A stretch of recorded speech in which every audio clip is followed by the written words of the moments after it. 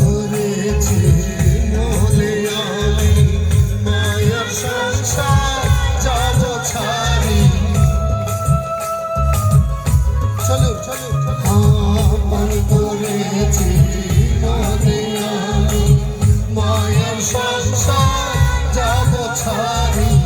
দয়া তোমার ওই চরণে, দয়া তোমার ওই চরণে দিও মোরে সর্বলীলা তোমারে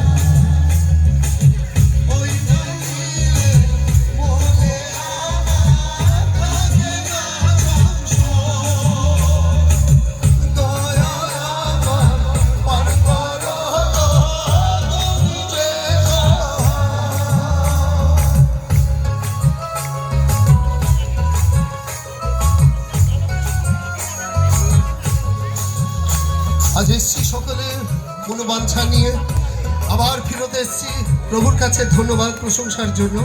এবং তিনি প্রার্থনা শ্রবণকারী ঈশ্বর, তিনি বলছেন তুমি যদি আমাতে থাকো, আমার বাক্য যদি তোমাতে থাকে, তুমি যা কিছু যাচনা করিবে দেওয়া যাবে।